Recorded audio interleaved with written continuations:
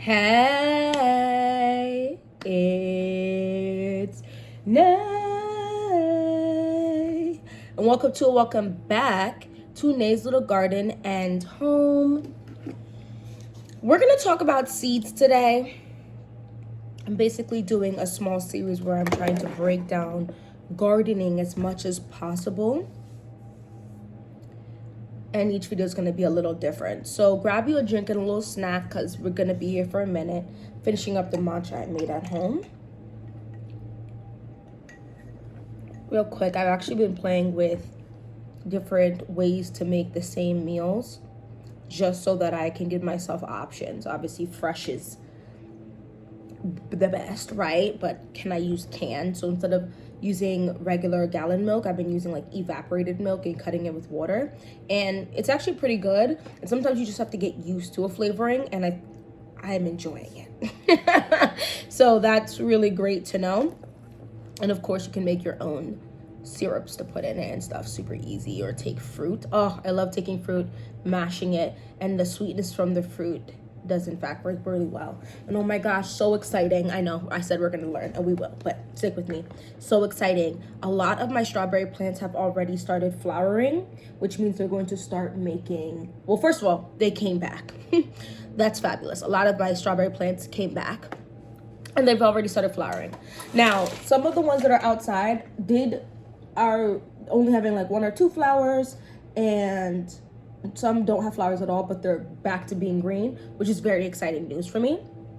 I did put a bunch in a like barrel thing in the polytunnel, and I'm here to tell you those have a lot of flowers. It's very interesting to see, and I don't have like a real polytunnel. I don't have like a real greenhouse. Fingers crossed one day I'll be able to get like a little 8x10 actual greenhouse. That would be fabulous, and then I could repurpose the arch trellises that I have for this to actually do more vertical gardening. We will get into that as well. Anyway, I said all that to say that little cheap-ish plastic, that's like the greenhouse plastic, is keeping it a few degrees warmer for sure. I planted out some tomato plants about 3 days ago, and they're still very green, very much alive. I actually just watered them this morning. It's gonna get to be about 60 degrees today. The thing about any type of little covering for your plants, it could really mean the difference between survival and it not surviving, and or it starting early in its survival, which if something starts earlier, you're going to get a harvest earlier, which is extremely awesome. Now, I'm making a point to do something with my kids this 4th of July. We're not 100% sure exactly what it's going to be, but we do want to do something. Maybe we rent a house, maybe a family member, one of their homes they invite us to, and we get to have a thing. But the end result is I would like to bring something fresh from my garden there. And so I've been stressing trying to get some tomatoes out as early as possible, and they survive and don't get crazy stunted, so that the goal would be to get a couple tomatoes by the 4th of July. Because something like broccoli is not going, I feel like you just gotta kind of eat that fresh. I guess I could freeze it, but it wouldn't be fresh at that point. You know what I'm saying?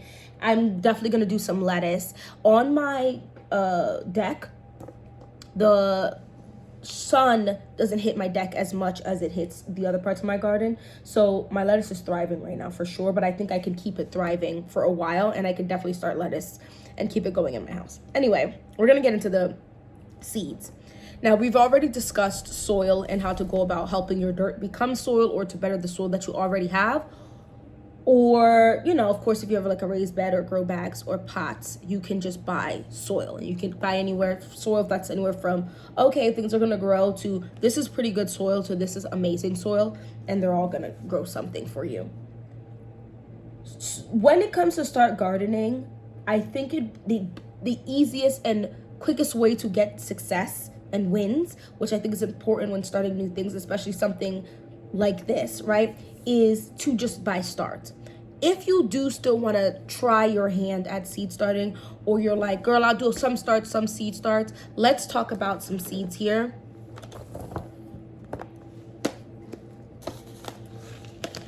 Because there's 1,000,000,001 things you can grow. And I mean that. Like, and a lot of seeds do in fact store.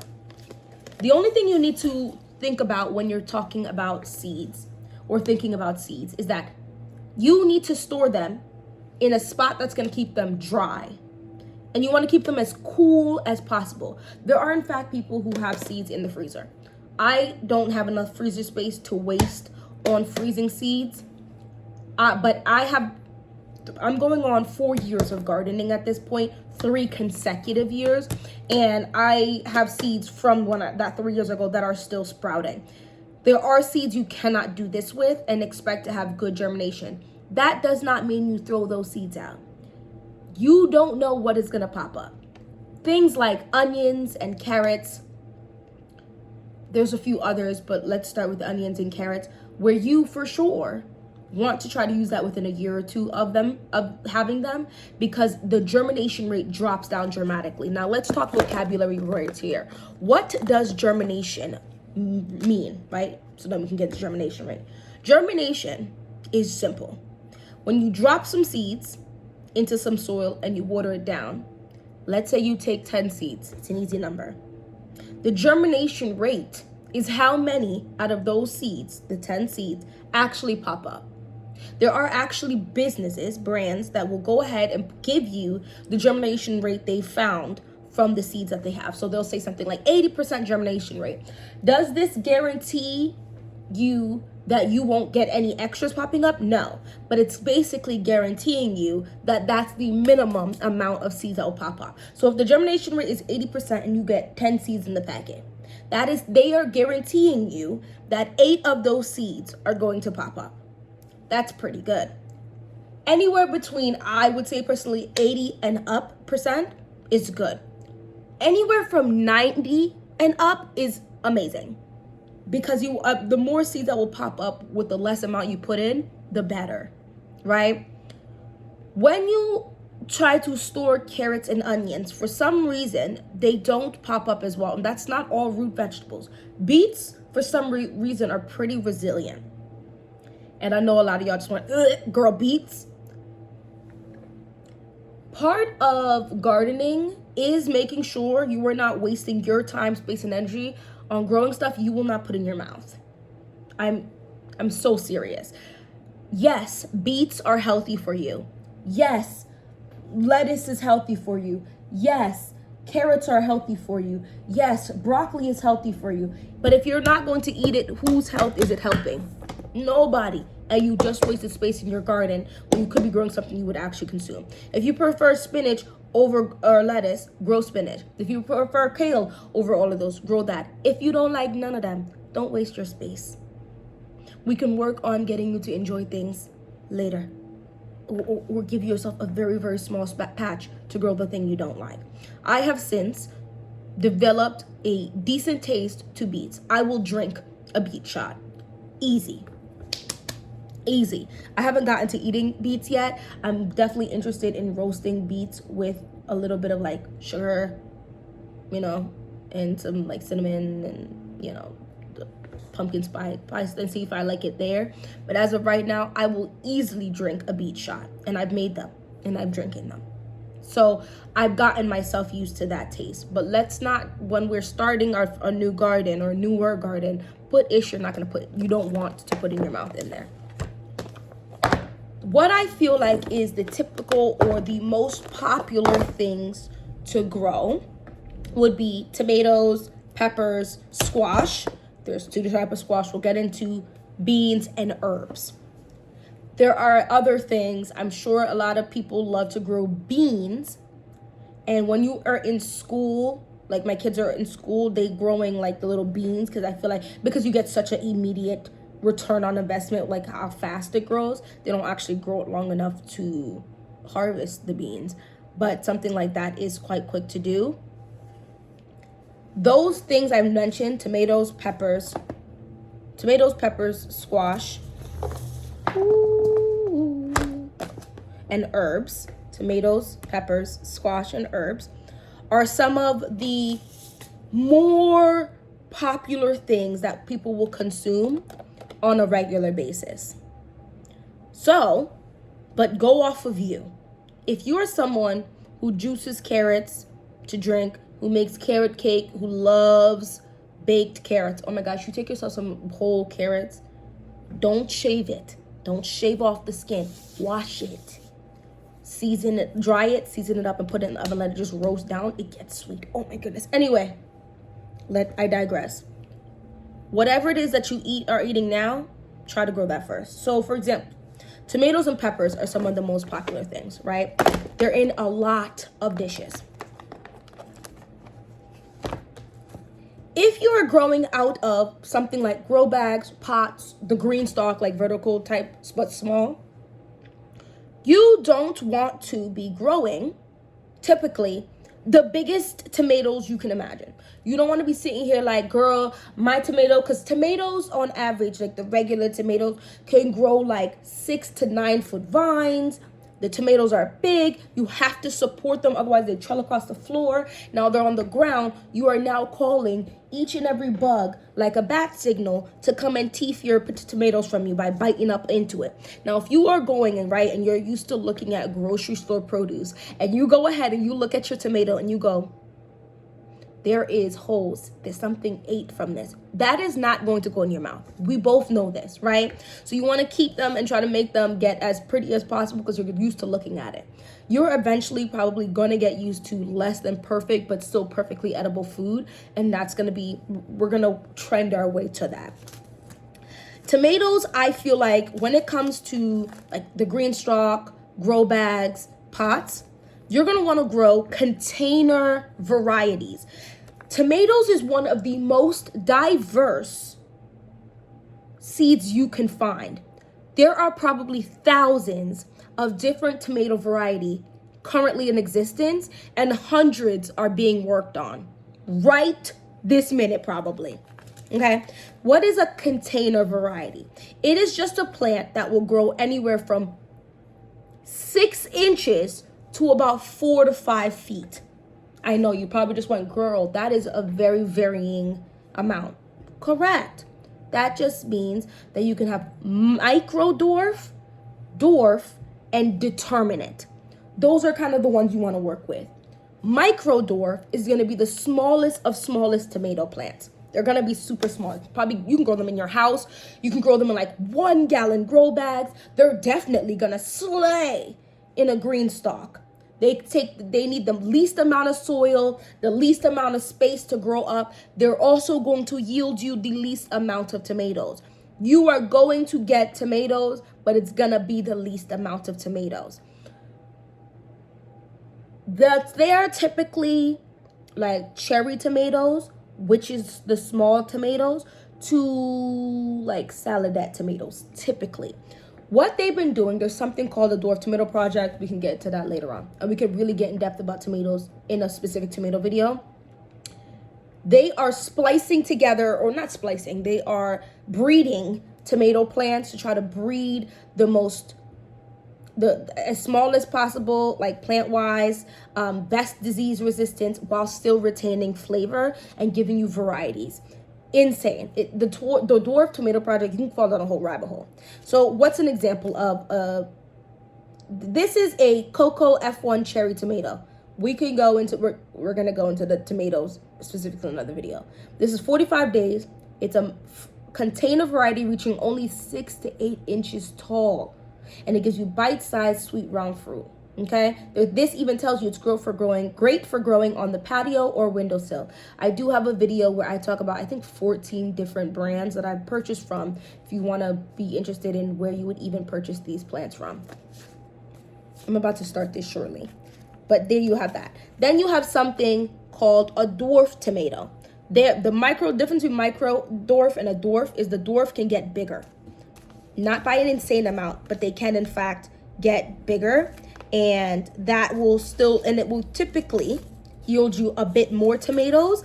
And now you have slicers coming in dwarf tomatoes. So like the tomato plant, a dwarf can get up to like 4 or 5 feet. So it's going to be a decent size, but the tomatoes can go from anywhere from cherry all the way to a slicing tomato. So now you got big juicy tomatoes. Put them on burgers and sandwiches tomatoes. You can do anything you can do with one type of tomato, you probably can do with another, but that's for another conversation. For example, here I have the Summer Sweet Gold tomato. This tomato, and when you get to dwarfs, they can range from pretty coming quickly, like the 45-day tomato, or they can get longer, like 90 days. So the Summer Sweet Gold is a bigger tomato. It's 6 to 14 ounces. 14 ounces is a pretty big tomato. And so it's 90 days. You also want to look at those and how long you can wait for that. And then you have determinate. And we're talking about, these are ones that would fit in smaller containers. Determinate tomatoes can vary in sizing, but typically up to 5 to 6 feet tall, and they can also come in varieties of types. Then you have indeterminate. Indeterminate tomatoes are the type of tomatoes that are atypically purchased. Those things 9, 10, 11, 12 feet long. They would grow throughout the season. The indeterminate will keep growing and growing and growing and will not stop growing until frost or super cold hits them, and then they die. Versus determinate and microdwarfs typically set a very determined amount. And microdwarfs and dwarfs typically are determinate. Although I've seen a few semi-determinate, smaller, like determinate tomatoes, which means they might keep growing, but they're still gonna grow at a smaller place and just put on more branches. Next, you have peppers. Peppers also have a lot of varieties. You can do sweet and you can do spicy. Do I think you should waste your time growing 3 spicy pepper plants? No. I love spicy peppers. I'm letting you know right now, 1 spicy pepper plant is enough for a family of 10 who all eat spicy, somewhat spicy stuff, because typically spicy peppers are smaller. A pepper plant that's taken decent, not even great care of, decent, because they actually prefer a little bit of drought, okay, are going to yield you a lot of peppers, a lot. So I'm not here to talk about spicy peppers like that. I'm not going to show you any spicy peppers. We're going to talk about sweet peppers because people, on average, that's what they have. So when you are growing a sweet pepper, you're thinking something like this, right? A bell pepper. They're big, they're blocky, they taste like a pepper. You can, in fact, grow this. You can grow this as well in a grow bag. Something like this, where it's big and blocky, are less likely to grow as well in smaller pots, as well as green stalks. They will grow, but they might not get as big, or the plant won't get to grow as big, so you won't get as many peppers. Atypical, it'll do well for the most part. You can get into a bit of a smaller sweet peppers who need a little less coming on. So this is the Ajvarski, this is the blot pepper. These peppers are smaller, okay? The blot pepper is considered a snacking pepper. So the sizing is smaller. You know, you go to Trader Joe's, you get those little snacking peppers. This is what snacking, you can grow those. And some of the snacking peppers come in smaller plants. So a pepper plant is not typically gonna grow insane sizes, especially if you're in zone like 7 and colder. And I'll do a whole video talking just about grow zones and how that could possibly affect things and what it affects. They do get kind of big, and their thing is they can really bush out if you feed them properly. And you could pick off a lot of peppers off of a small plant. And you can put a pepper plant or 2, depending on how big a pepper plant will get, into a 20-gallon grow bag. And off of one of those plants, you can pull off like 10 peppers. And peppers, depending on how much warmth times you have, right, growing season you have, can net you maybe like 2 to 3 different harvests, depending on how long your growing season is. I get 2 and I'm in zone 6. Then you can have like medium spice peppers, so it's not that spicy. And like this, arroz con pollo peppers, which are smaller peppers, so you're going to get a whole lot more of these. They might have a little bit of a kick to it, but they're going to net you more peppers to do things with. And you can do a lot of things with peppers, as I'm sure you know. Moving on. Squash. You have summer squash and you have winter squash. The difference between the two is just the sheer amount of time you need for it to grow, not, in fact, when you can grow them. They both need to grow in warm weather. So you can plant out a winter squash and a summer plant squash at the same time, and you are going to get that summer squash repeatedly and quite often and fast throughout the entirety of summer. A winter squash, you are going to pick it at the end of the summer to the beginning of fall. And they are called winter squash because the skin becomes tough. And because the skin gets tough, it will store, meaning it will last a few months. What is a popular winter squash most people can think of? Think like the butternut to the honey nut squashes. Think like, I'm trying to find something. So this is a honey nut squash. This is a butternut squash. These are things that if you go to the store and you feel it, you go to squeeze it, you're going to feel tough, right? Whereas when you go to squeeze a tomato, should, if it's ripe, be soft. This ripe is tough, so it's going to store. So for example, this is the Waltham butternut squash, a very popular variety, right? And this is saying on the back of this that this will store for 3 to 6 months. Now, if you keep your house kicking in the wintertime, I'm talking 75, 80 degrees, they may not last as long. You want to keep them in a bit cooler temperatures, right? So if you keep your upstairs warm, leave them downstairs, right? And they will store and last you a good while. And you don't have to do anything to them for them to store. That is what's magnificent about winter squash. Summer squash, which I don't think I really have much pertaining to a summer squash. I have 2 squash that can be consumed as here we go.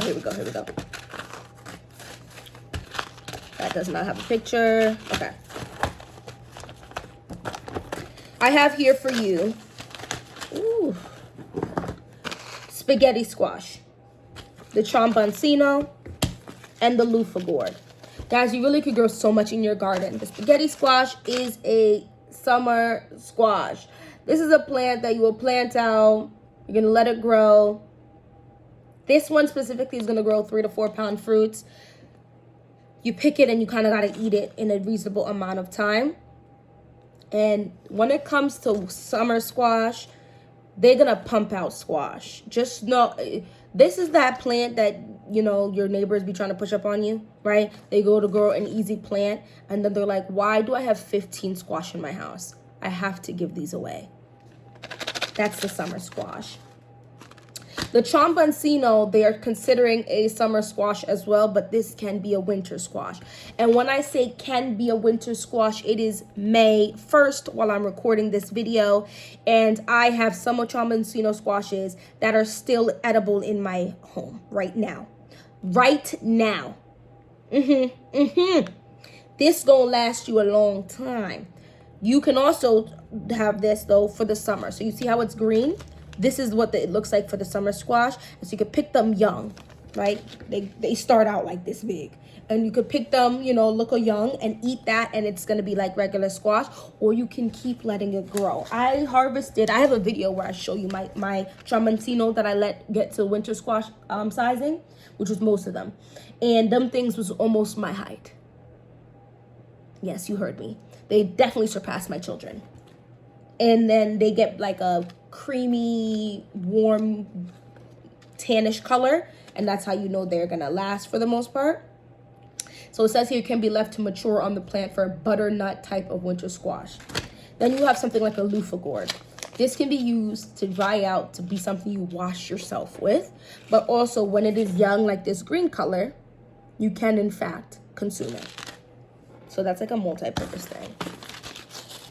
I'm just saying, you can eat some of it. You can leave some of it on the vine to really get nice and dark and dry out. And then you have something to wash yourself with. You can, I'm going to cut this kind of, let's do just the herbs. We're going to wrap this up. Herbs, there are a ton of different herbs. You can grow yourself some basil. You can grow yourself some sage, cilantro. I have lots of basils here, guys. Thyme, cilantro, fennel, dandelion, parsley, These are all things you can grow. And what's great about most of these herbs, you can in fact grow them in a small pot. If you go to like one of the big box stores, you see they have like the little tins. And they're like, you can grow your herbs in that tin. Yeah, that's cute. That's fine. And you can most definitely do that. And you can most definitely keep cutting it and it'll keep growing and cutting it. But if you want to have a decent amount that you can actually use, you can get yourself a bigger pot and put it in there and keep cutting it and going. And some herbs are in fact perennial. We're going to do a video on perennial versus annual and all of that stuff as well. But that just means it's going to keep coming back year after year. So you could get your frost and your snow and it'll die off or whatever. And then when it starts to warm up, it'll come back. Things like all flowers too, like lavender. My husband accidentally pulled my lavender. I actually was very sad because I grew that from seed. But you can also just go to the store, pick up some lavender and make sure it'll survive in your grow season, your grow zone, and it'll keep coming back. Thyme is something that will potentially be able to keep coming back. Sage will definitely, depending on your grow zone, keep coming back. And those are things that actually can net you the highest profit back per effort and time it took you to actually put into it and price. That's all I want to talk about in this video. I mean, we could do beans and carrots, but you essentially get what I'm saying. There's different varieties. Some varieties, if you have a hotter climate, that you want to get the slow boat versions, right? Or the heat tolerant versions. If you have a cooler climate, you want to get the ones that can handle the cold. Varieties is the biggest indicator in what your success is going to be, and you want to really sit there and think about your varieties in and of itself and how well, so that it could do as best as possible for you. I'm going to do a video on fruits because I feel like a lot of people are aware they can grow vegetables somehow, some way in most spaces, but a lot of people aren't aware of just how many fruits you could definitely grow in a very small footprint. Anyway, please don't forget to hit that like button as I go through this series, trying to help you, a new or a newer gardener, maximize your success in the garden. Please don't forget to hit that like button as well, and hopefully I'll see you in my next video. Bye-bye.